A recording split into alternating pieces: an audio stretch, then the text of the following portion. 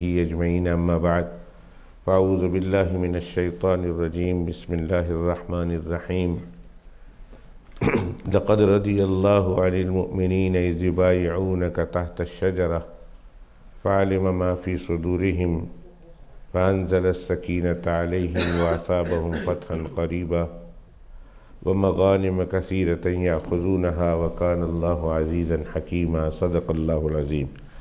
اللہم صلی علی محمد وعلی آل محمد کما صلیت علی ابراہیم وعلی آل ابراہیم انکا حمید مجید۔ اللہم بارک علی محمد وعلی آل محمد کما بارکت علی ابراہیم وعلی آل ابراہیم انکا حمید مجید۔ یا حی یا قیوم لا الہ الا انت یا ذا الجلال والاکرام برحمتک استغیث۔ استغفر اللہ ربی من کل ذنب واتوب الیہ، استغفر اللہ ربی من کل ذنب واتوب الیہ، استغفر اللہ ربی من کل ذنب واتوب الیہ۔ آج ہم اظہار عقیدت اور اظہار محبت پیش کریں گے دوہرے داماد مصطفیٰ خلیفہ سوئم جامع الحیاء والایمان، جامع القرآن، کامل الحیاء والایمان، حضرت سیدنا عثمان بن عفان رضی اللہ تعالی عنہ کی ذات گرامی قدر کو۔ جو مضمون میرا غزوۃ الہند کا چلا آ رہا ہے، تو درمیان میں اس طرح کے اوکیشن آئیں گے تو میں آپ سے اس مضمون کے حوالے سے چھٹی لے کر ان بابرکت ہستیوں کو، مقدس ترین ہستیوں کو ہم سلام عقیدت پیش کریں گے، اظہار محبت کریں گے، اور جب یہ مضمون ختم ہوگا ہم غزوۃ الہند پہ چلے جائیں گے۔ جناب نبی کریم صلی اللہ علیہ وآلہ وصحبہ وسلم کا جو قبیلہ اور خاندان ہے وہ قریش کہلاتا ہے۔ حضرت ابو بکر صدیق رضی اللہ تعالیٰ عنہ بھی قریشی ہیں، حضرت عمر فاروق رضی اللہ تعالیٰ عنہ بھی قریشی ہیں، حضرت زبیر رضی اللہ تعالی عنہ بھی قریشی ہیں،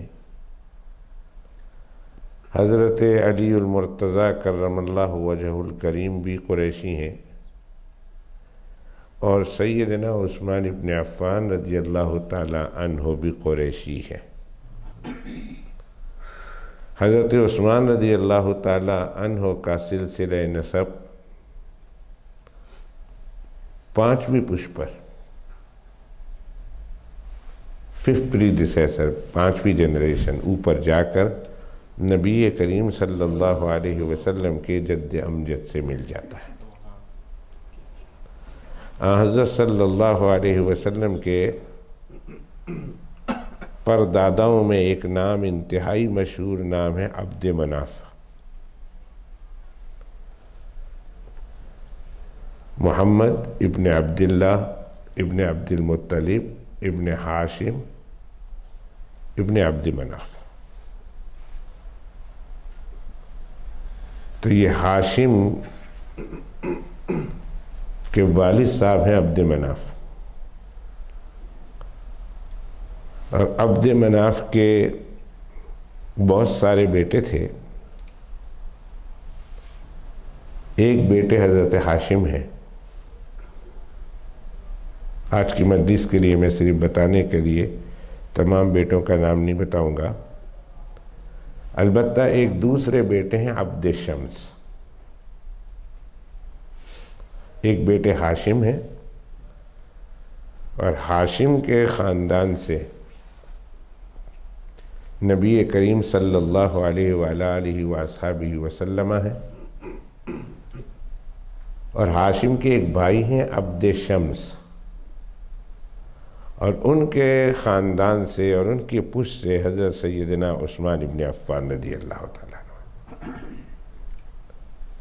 اس طرح یہ دونوں خاندان عبد مناف پر جا کر مل جاتے ہیں، اور اس طرح یہ ایک قرابت داری، ایک رشتہ داری حضرت عثمان کی حضرت نبی کریم صلی اللہ علیہ وسلم سے ہے، ایک رشتہ داری، خاندانی رشتہ داری۔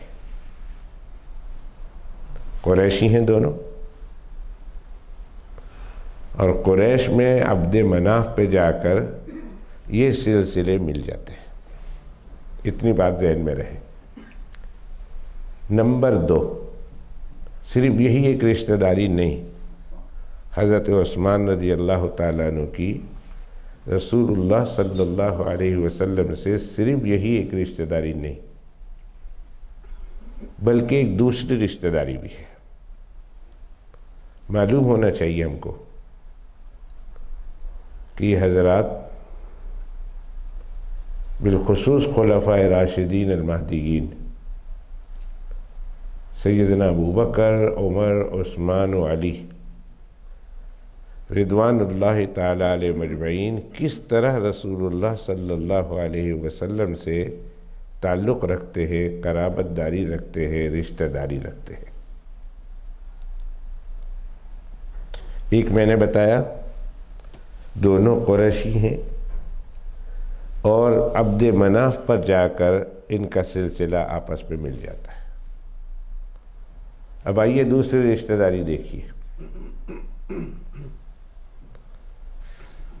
نبی کریم صلی اللہ علیہ وآلہ وصحبہ وسلم کی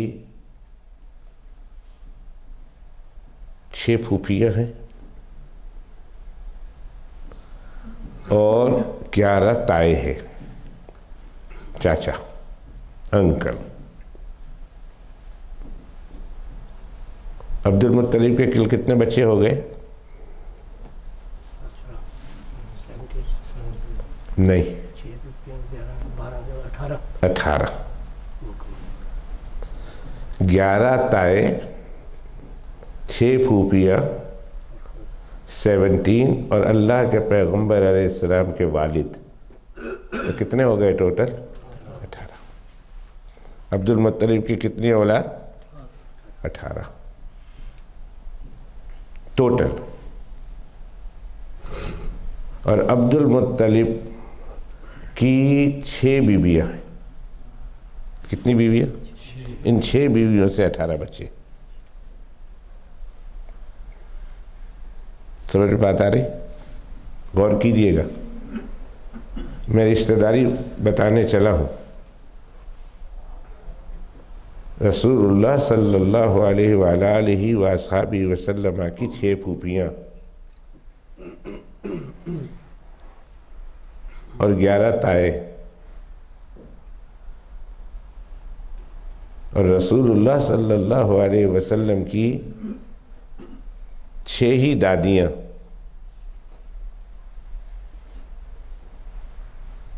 ایک سگی دادی اور دوسری دادی ہیں، سوتیلی دادیاں کہتے ہیں ان کو، دادا کی بیوی ہوئی۔ حضرت صلی اللہ علیہ وآلہ وصحبہ وسلم کی جو سگی دادی ہے ان کی کتنی بچیاں اور ان کے کتنے بچے تھے؟ دوسرے بھی بھائی تھے اللہ کے پیغمبر علیہ السلام کے چچا تائے، حضرت حمزہ مثال کے طور پر رسول اللہ صلی اللہ علیہ وسلم کے دادا کی طرف سے تو تائے ہیں، لیکن دادی ان کی والدہ اور حضرت عبداللہ کی والدہ ایک نہیں ہے۔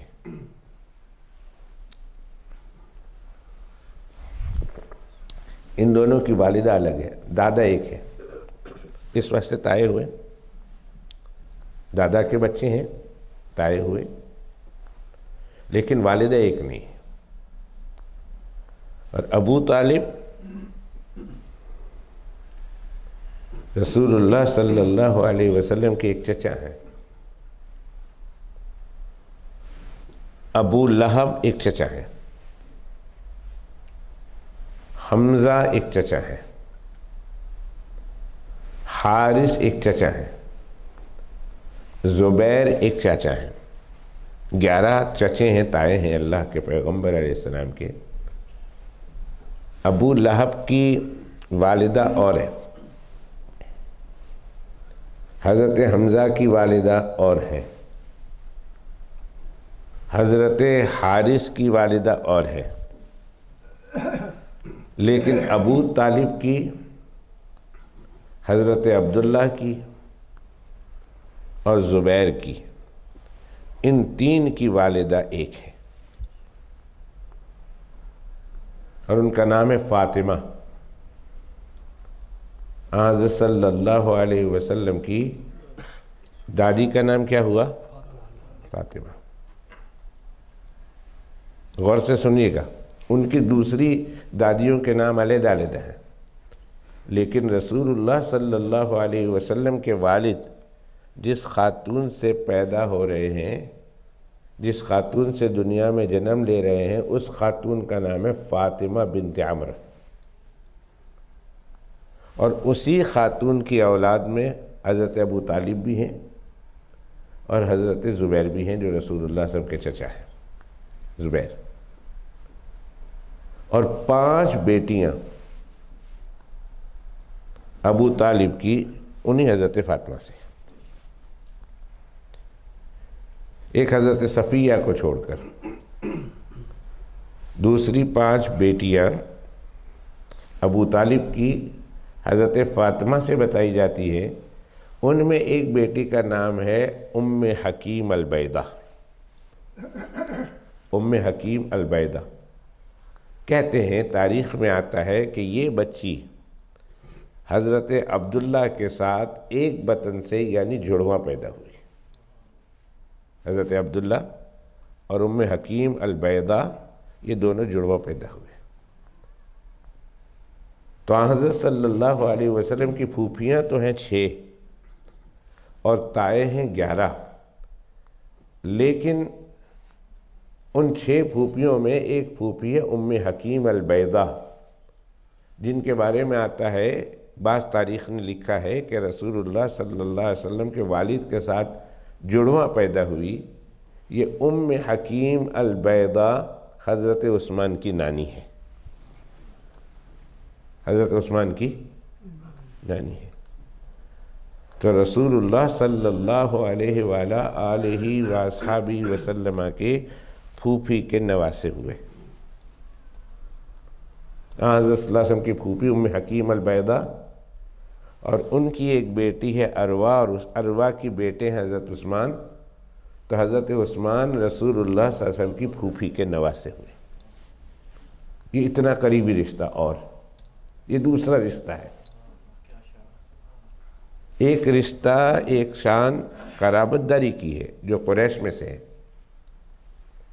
سیم قبائل، سیم ٹرائب، قریشی قبیلہ، حضرت عثمان بھی اسی قبیلے سے، حضرت نبی پاک صلی اللہ علیہ وسلم بھی اسی قبیلے سے، اور 5ویں پشت پر جا کر مل جاتے ہیں رسول اللہ صلی اللہ علیہ وسلم سے۔ اور دوسرا رشتہ کہ ام حکیم البیدہ رسول اللہ صلی اللہ علیہ وسلم کی پھوپھی ہیں، اور بعض تاریخ کے مطابق رسول اللہ صلی اللہ علیہ وسلم کے والد محترم حضرت عبداللہ اور ام حکیم البیدہ ایک ہی ٹائم میں جڑواں پیدا ہوئے۔ یہ ام حکیم البیدہ رسول اللہ صلی اللہ علیہ وسلم کی تو پھوپھی ہوئی، لیکن حضرت عثمان کی نانی ہوئی، سگی نانی۔ تو اس طریقے سے حضرت نانی کے ذریعہ سے رسول اللہ صلی اللہ علیہ وسلم کی یہ دوسری رشتہ داری ہوئی۔ ایک اور رشتہ داری بھی بتاتا چلوں۔ تیسری رشتہ داری حضرت عثمان غنی رضی اللہ تعالیٰ عنہ کی نبی کریم صلی اللہ علیہ وآلہ وصحبہ وسلم کے حوالے سے یہ ہے کہ اللہ کے پیغمبر علیہ الصلوۃ والسلام نے اپنی بیٹی حضرت رقیہ رضی اللہ تعالی عنہا کی شادی کرائی، اور جب حضرت رقیہ کا انتقال ہو گیا، کیسے انتقال ہوا وہ آپ بار بار سن چکے ہیں، اور اس کے بارے میں میں آپ کو بعد میں بھی بتاؤں گا۔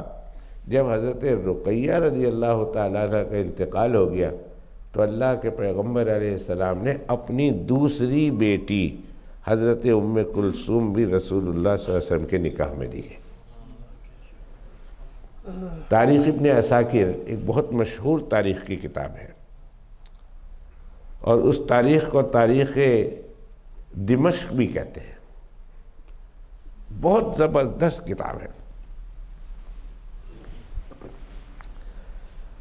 کچھ کتابیں تاریخ میں ایسی ہے کہ تاریخ کے پڑھنے والے کو اور تاریخ سے واقفیت رکھنے والے کو، اور بالخصوص اسلامی تاریخ سے واقفیت رکھنے والوں کو تاریخ کی ان کتابوں کا مطالعہ بہت ضروری ہے۔ آج تک وہ تمام کی تمام کتابیں عربی میں موجود تھیں۔ وہ عرب حضرات تھے تو انہوں نے عربی میں اس کو تحریر کیا، اور آج تک اس کے ترجمے کی ضرورت محسوس نہیں کی گئی تھی۔ لیکن چوں چوں ذرائع ابلاغ عام ہوتے گئے، لوگوں میں پڑھنے پڑھانے کا رواج عام ہوتا گیا، اور دنیا گلوبل ولیج کی حیثیت اختیار کرتی گئی، ایسی صورت میں پھر مورخین کی ان لکھی ہوئی قیمتی تاریخ کو دنیا کی اور زبانوں میں منتقل کرنے کی ضرورت پیش آئی۔ تو اب تاریخ ابن عساکر کا اردو ترجمہ تاریخ دمشق کے نام سے آپ کو انٹرنیٹ سے مل جائے گا۔ بہت ضخیم کتاب ہے۔ علامہ ابن عساکر رحمۃ اللہ علیہ بڑے مشہور محدث گزرے ہیں، بڑے مشہور محدث۔ اور ایک بات میں بتاتا چلوں، بہت غور سے سننا اور اس کو یاد رکھنا کہ مورخین جب تاریخ لکھتے ہیں تو ان کا یہ کام ہوتا ہے کہ تاریخ میں جو باتیں بھی بیان کی گئی ہیں تاریخ میں، وہ ان کو تاریخ میں لکھ دیتے ہیں۔ تاریخ میں جو باتیں لکھی ہیں ان کو تاریخ میں بیان کر دیتے ہیں۔ اب یہ آپ کا اور میرا فیصلہ ہے کہ اس تاریخ کی کتابوں میں سے کون کون سے واقعات کو ہم نے قبول کرنا ہے اور کون کون سے واقعات کو ہم نے رد کرنا ہے۔ مورخ تو بہت کچھ لکھتا ہے، جہاں جہاں سے اسے تاریخ کے حوالے سے کوئی بات ملی ہے اس نے اسے تحریر کر دینا ہے۔ مورخ کا یہ کام ہے، یہ حدیث نہیں ہے کہ حدیث پاک میں محدث ہر حدیث کو چھانٹتا ہے، اس کے ہر راوی کو دیکھتا ہے اور ہر راوی پر نظر کرتا ہے، اس کے حالات پر غور کرتا ہے اور دیکھتا ہے کہ اس کی زندگی کیسے گزری، اس کی باتیں لینے کی ہے یا نہیں لینے کی، اس کی بات کو قبول کیا جائے گا یا نہیں قبول کیا جائے گا، وہ ثقہ راوی ہے، حجت راوی ہے، یا پھر یہ جھوٹا راوی ہے، ضعیف راوی ہے۔ ان کی ایک ایک حرکات سکنات کو دیکھے گا، ان کی زندگی کو پرکھے گا، پھر بتائے گا کہ یہ فلاں مورخ فلاں روات فلاں روایت کرنے والا اس کی روایت صحیح ہے اور اس کی روایت غلط ہے۔ یہ محدث کا کام ہے، اور ایک ایک راوی کے جانچ پڑتال کرے گا اور اس میں کسی قسم کی کوئی رعایت نہیں کرے گا۔ اگر اس کا باپ بھی اس زمرے میں آتا ہے کہ بھئی یہ جھوٹا ہے، اس کی روایت قبول نہیں، اپنے باپ کو ٹھکرا دے گا۔ چاچا اس زمرے میں نہیں آتا، چاچا کو ٹھکرا دے گا۔ بھائی اس زمرے میں نہیں آتا، بھائی کو ٹکڑا دے گا، ان کی روایتوں کو نہیں قبول کرے گا، اس لیے کہ یہ مسئلہ جناب رسول اللہ صلی اللہ علیہ وسلم کی حدیث پاک کے حوالے سے، اس لیے اس میں کسی قسم کی رعایت نہیں ہوگی۔ لیکن مورخ جب تاریخ لکھتا ہے تو اس میں وہ ہماری رائے پر چھوڑتا ہے کہ بھائی تم نے مجھے یہ روایت پہنچی ہے تاریخ کے حوالے سے، میں لکھ دیتا ہوں، اب یہ تمہارا کام ہے کہ تم اپنے اپنے ایمان کے مطابق، اپنے اپنے دین کے مطابق، اپنے اپنے نظریے کے مطابق اس میں سے جو بات قبول کرنی ہے کر لو، اور جسے رد کرنا ہے رد کر لو۔ یاد رکھیے کہ تاریخ میں ہم حضرات تابعین سے لے کر شروع کریں گے آج کے زمانے تک، لیکن صحابہ کرام کو تاریخ کی روشنی میں کبھی ہم نہیں پڑھیں گے۔ صحابہ کرام کو جب بھی ہم پڑھیں گے قرآن و سنت کی روشنی میں پڑھیں گے۔ اگر تاریخ کچھ کہتی ہے، تاریخ ان کے بارے میں غلط کہتی ہے، ہم تاریخ کو جوتے کی نوک پر رکھ کر اڑا دیں گے اور تاریخ کو کچرے کے ڈبے میں پھینک دیں گے، تاریخ کے راویوں کو، روایت کو جلا دیں گے، لیکن جناب صحابہ کرام کی عزت و عظمت پر کسی طرح کا کوئی آنچ آنے نہیں دیں گے، اس لیے کہ صحابہ کرام تاریخ کی روشنی میں پڑھنے والی شخصیات نہیں ہے۔ صحابہ کرام کو اگر معلوم کرنا ہے یا تو قرآن کریم میں معلوم کرو یا رسول اللہ صلی اللہ علیہ وسلم کی حدیث میں معلوم کرو، یہ وہاں سے ان کو پہچانا جائے گا۔ اور ہر وہ تاریخ جس سے صحابہ کرام کی عزت و عظمت پر حرف آئے، میرے پیارو، یہ ہمارا اور ہمارے بزرگوں کا عقیدہ ہے، اور آپ بھی اپنا یہ عقیدہ اور نظریہ بنا لو کہ تاریخ کی اس روایت کو ہم جوتے کی نوک پر رکھ کر اڑا دیں گے اور گندے قدموں سے اسے کچل دیں گے۔ ہم قرآن و سنت پر اور صحابہ کرام پر تاریخ کے حوالے سے کوئی آنچ آنے نہیں دیں گے۔ یہ بات سمجھ لیجیے،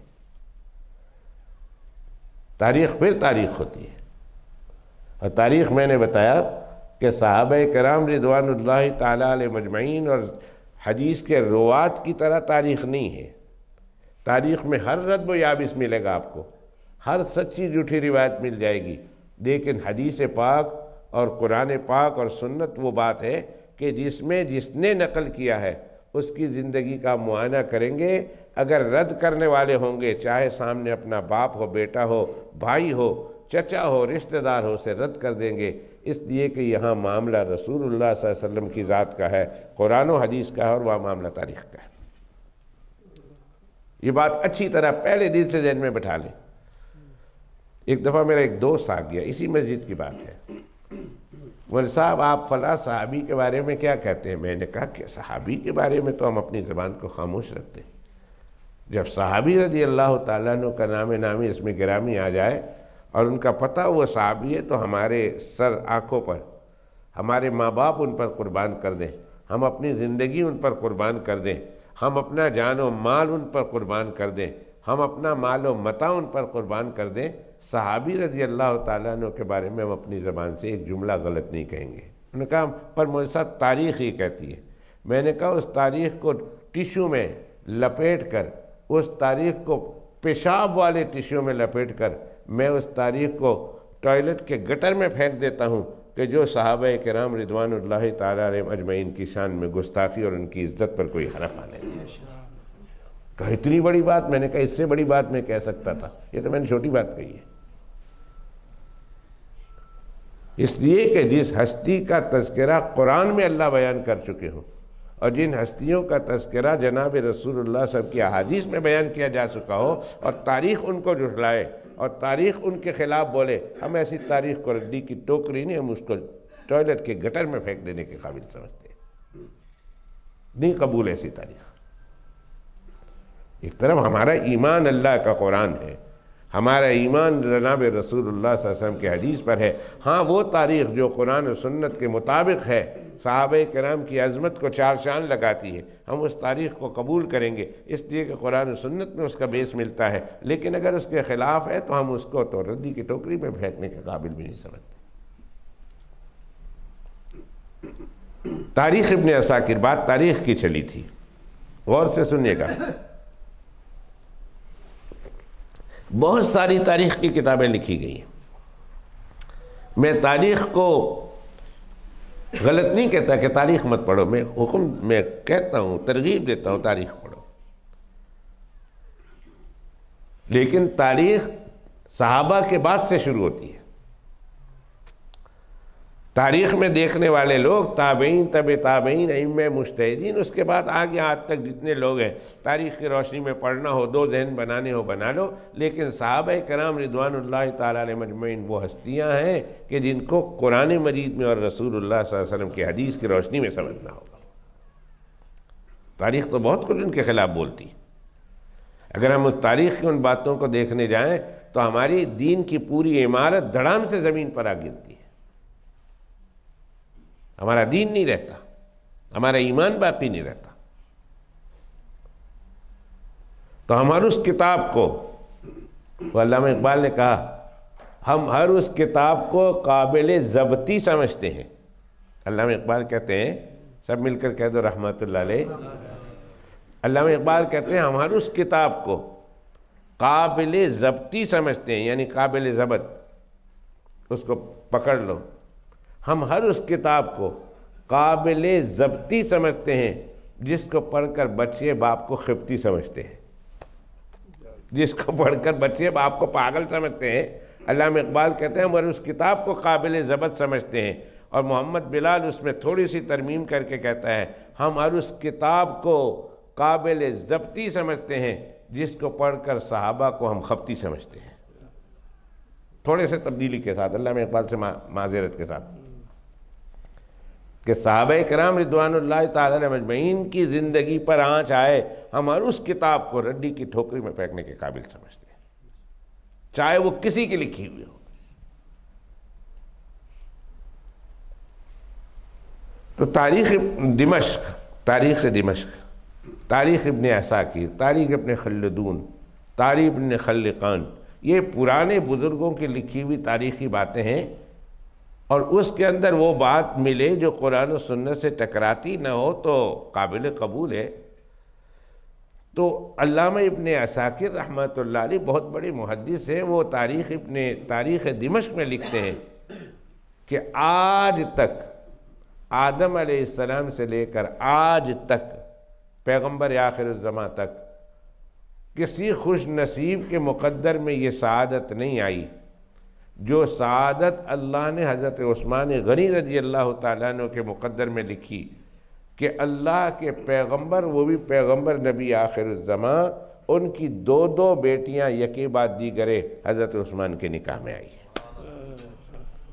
آدم علیہ السلام سے لے کر نبی آخر الزماں حضرت محمد الرسول اللہ صلی اللہ علیہ وسلم تک۔ اور اللہ کے پیغمبر علیہ السلام کے بعد بھی کسی کے مقدر میں یہ سعادت نہیں آئی کہ ان کے نکاح میں کسی ایک نبی کی دو بیٹیاں جمع ہو جائیں، اور یہ سعادت اللہ نے دی ہے تو حضرت عثمان کو دی ہے کہ نبی، اور وہ نبی بھی وہ اس لیے کہ دیگر نبی تو امتیوں کے نبی ہیں، دیگر نبی تو امتیوں کے نبی ہیں، وہ نبی ہیں اور دیگر ان کے امتی ہیں، اور یہ وہ نبی ہیں، ہمارے آقا وہ نبی ہیں، وہ آقا ہیں، وہ پیغمبر ہیں، وہ رسول ہیں، جو نبیوں کے بھی نبی ہیں اور رسولوں کے بھی رسول ہیں، ہمارے آقا۔ دوسرے پیغمبر امتیوں کے نبی، اور میرا آقا امام الانبیاء، امام المرسلین، نبیوں کے بھی نبی، نبی الانبیاء۔ پھر اگر آپ نے اس کو دیکھنا ہو، سمجھنا ہو، تو قرآن مجید کا آخری تیسرا پارہ اور اس کا آخری رکوع اور آخری رکوع کی پہلی آیت، تیسرا پارہ، یہ میں حوالے اس لیے دیتا ہوں، کچھ میرے دوست ہیں، ساتھی ہیں، جو اللہ کے فضل و کرم سے میرے بتائے ہوئے کے مطابق گھر جاتے ہیں، کم از کم ترجمہ پڑھ لیتے ہیں، کم از کم آیت دیکھ لیتے ہیں، اور اگر ان کو سمجھ میں نہیں آئی تو پوچھ بھی لیتے ہیں۔ تو تیسرا پارہ ہے تلک الرسل، آخری رکوع ہے، اور اس کی پہلی آیت ہے۔ اس تیسرے پارے کے آخری رکوع کی پہلی آیت میں یہ بات آپ کو بڑی واضح طرح مل جائے گی کہ جتنے انبیاء آدم علیہ السلام سے لے کر حضرت عیسیٰ روح اللہ تک، جتنے انبیاء و مرسلین اللہ نے دنیا میں بھیجے ہیں، ان تمام نبیوں اور رسولوں کو نبوت اور رسالت جو ملی ہے وہ محمد الرسول اللہ کے صدقے ملی ہے۔ اگر اللہ کے پیغمبر علیہ السلام کو اللہ نبی نہ بناتے، ان کو نبوت نہ ملتی۔ ان کو نبوت کا ملنا یہ رسول اللہ صلی اللہ علیہ وسلم کے نبی ہونے کی عظمت کے خاطر اللہ نے ان کو نبی بنایا، اور پھر اس کا عملی مظاہرہ دیکھنا ہو تو معراج کی رات دیکھ لو. یہ تو علمی معجزہ ہے، علمی بات ہے کہ اللہ تعالیٰ قرآن مجید میں فرماتے ہیں وَإِذْ أَخَذَ اللَّهُ مِيثَاقَ النَّبِيِّينَ لَمَا آتَيْتُكُم مِّن كِتَابٍ وَحِكْمَةٍ ثُمَّ جَاءَكُمْ رَسُولٌ مُصَدِّقٌ لِّمَا مَعَكُمْ لَتُؤْمِنُنَّ بِهِ وَلَتَنصُرُنَّ. یہ اللہ تعالیٰ آخری آیت میں یہ فرماتے ہیں، آخری رکوع کی پہلی آیت میں،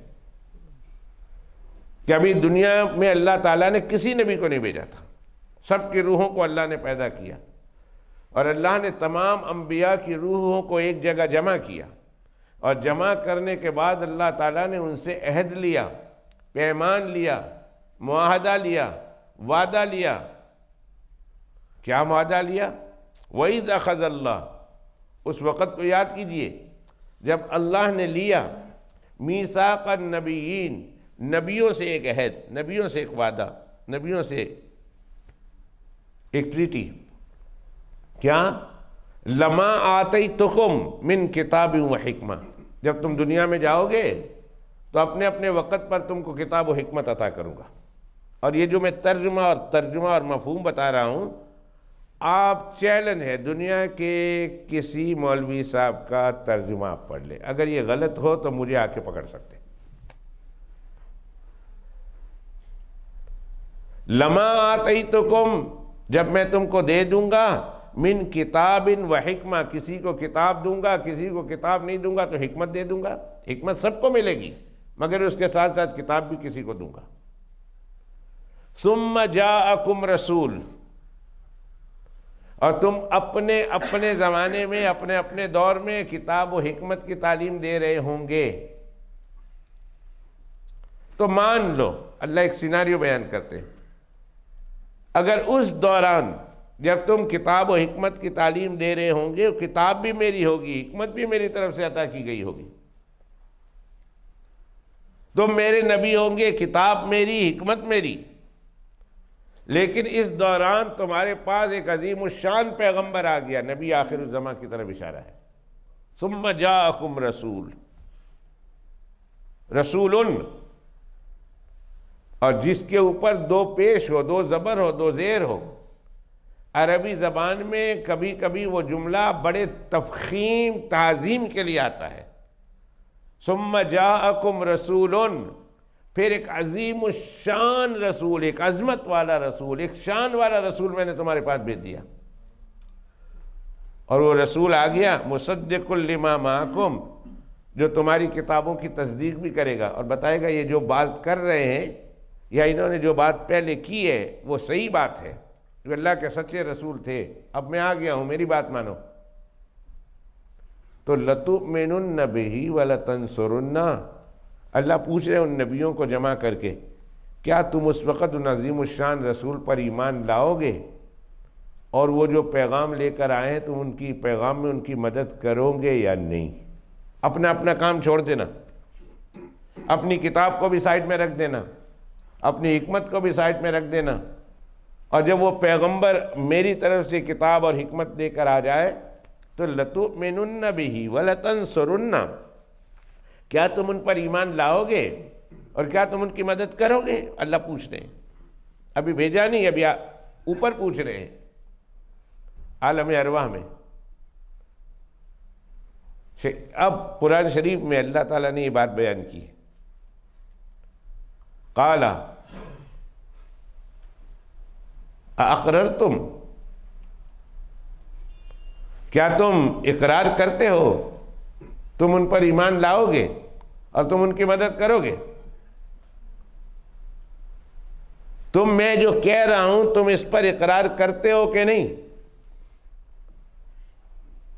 تم اس کو قبول کرتے ہو کہ نہیں؟ قالوا اقررنا، تمام فرشتوں نے کہا اقررنا، اے اللہ ہم آپ کی بات کو قبول کرتے ہیں، ہم اس کا اقرار کرتے ہیں.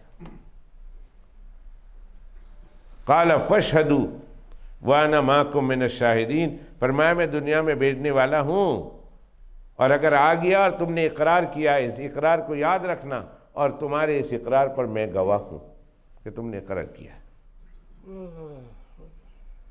اور اس کے بعد تم پھر نہیں سکتے۔ اور اللہ نے زبردست ان کو وعید سنائی کہ اگر تم اس پیغام کے بعد پھر گئے تو تمہارا کیا مقام ہوگا۔ دیکھ لینا قرآن شریف میں۔ ضرورت نہیں ہے، میں نے اتنی بات کہہ دی، ورنہ آپ پڑھیں قرآن شریف میں فَمَن تَوَلَّى بَعْدَ ذَلِكَ فَأُولَئِكَ هُمُ الْفَاسِقُونَ، اللہ فرماتے ہیں۔ بہت سخت جملہ کہا اللہ نے۔ تو تمام نبیوں کے نبی حضرت محمد الرسول اللہ صلی اللہ علیہ وسلم، تمام رسولوں کے رسول حضرت محمد الرسول اللہ صلی اللہ علیہ وسلم، اور اللہ کے تمام پیغمبروں نے اس بات کا اقرار کیا ہے کہ ہم ان کو پیغمبر اور رسول مانتے ہیں، اور جب وہ آ جائیں گے دنیا میں، ہماری موجودگی میں آ گئے، ہم اپنی بات پیچھے لے لیں گے اور ان کی بات کو لے کر آگے بڑھیں گے۔ ہوا تو نہیں دنیا میں، لیکن معراج کی رات جناب رسول اللہ صلی اللہ علیہ وسلم نے مسجد اقصیٰ میں تمام نبیوں کو جمع کر کے اللہ نے اس کا عملی مظاہرہ کرا دیا اور بتا دیا کہ جو وہ وعدہ کر کے آئے اگرچہ دنیا میں ہوا نہیں ہے، لیکن ہم اس کو ایک سیناریو میں ہم اس کو پیش کرتے ہیں کہ تمام انبیاء اور مرسلین کو جمع کر کے ہم نے حضرت محمد الرسول اللہ کا مقتدی بنا کر اور اللہ کے پیغمبر کو مقتدا بنا کر اس بات کو قبول کروا لیا ہے کہ جہاں محمد الرسول اللہ ہوں گے وہ ہمارے مقتدا ہوں گے، ہمارے رہبر ہوں گے، اور ہم ان کے مقتدی بن کر چلیں گے، ہم ان کے مقتدی بن کر چلیں گے۔ تو ایسے عظیم الشان نبی اور ایسے عظیم الشان رسول۔ ابھی میں کتاب لایا، آج میں راستے میں بات کر رہا تھا، ہمارے رول امین صاحب سے میں نے آج سے تقریباً 10-12 سال 15 سال ہو گئے پرانے، ان کے گھر گیا تھا کھانے کے لیے، اور مجھے یاد ہے گوشت کھایا تھا اور گڑ اور گھی کھایا تھا روٹی کے ساتھ۔ اس وقت میں نے ان کی لائبریری میں کچھ کتاب دیکھی تو یہ کتاب مجھے بہت پسند آئی، میں نے کہا لے جا سکتا، انہوں نے کہا لے جاؤ، 2 جلدوں میں ہے۔ اب یہ کتاب میں نے خرید لی، تو میں نے آج ہی وہ کتاب 2-4 ہفتے سے میں پروگرام بنا رہا تھا لے جاؤں، جمعہ کے دن بھول جاتا تھا، تو یہ کتاب میں واپس لا کے دے رہا ہوں۔ اس کتاب کا نام ہے الخصائص الکبریٰ، میں نے تو عربی میں خریدی، یہ اردو میں ہے۔ تو اس الخصائص الکبریٰ نامی کتاب میں علامہ جلال الدین سیوطی رحمۃ اللہ علیہ نے جناب رسول اللہ صلی اللہ علیہ وسلم کی وہ تمام شانیں، وہ تمام صفات، وہ تمام خصوصیات جمع کی ہے اس کتاب کے اندر کہ جو پچھلے انسان اور آگے آنے والے انسانوں میں تو کیا ہوتی، اللہ کے نبیوں اور اللہ کے رسولوں میں بھی وہ اچھی صفات نہیں پائی جاتی۔ کچھ خصوصیات، اس کو کہتے ہیں خصوصیات، جو اسی انسان میں ہو اور اس انسان کے علاوہ کسی اور میں نہ ہو،